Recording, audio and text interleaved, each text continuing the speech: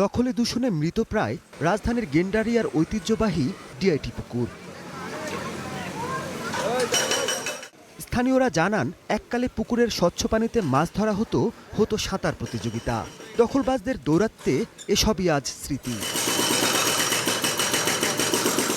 পুকুর ঘিরে অবৈধ স্থাপনা সরাতে সকালেই অভিযান শুরু করে রাজুক।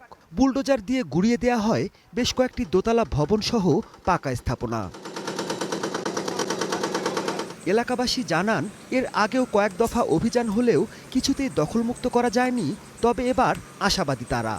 এই এলাকার পানি জলাবদ্ধতা এই পুকুরটা যেন ধারণ করতে পারে। চারপাশে ওয়াকওয়ে এবং গাছ লাগানো, পরিবেশ বর্ধন করা, এই বিষয়গুলো করা হবে এবং পুকুরকে আরও পরিষ্কার করে এখানে ঘাট নির্মাণ করা হবে। এটি যখন সম্পূর্ণ হয়ে যাবে আমরা সব পরিবেশবাদীরা মিলে এসে এখানে একটা সাঁতার প্রতিযোগিতা করব।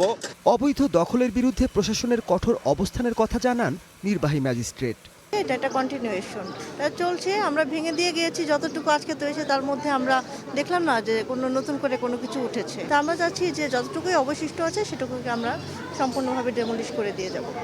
এক পর্যায়ে দখলদারদের একটি পক্ষ বাধা দিতে এলে স্থানীয়দের তোপের মুখে পালিয়ে যায়। Mahmudul Hasan, star news, Dhaka.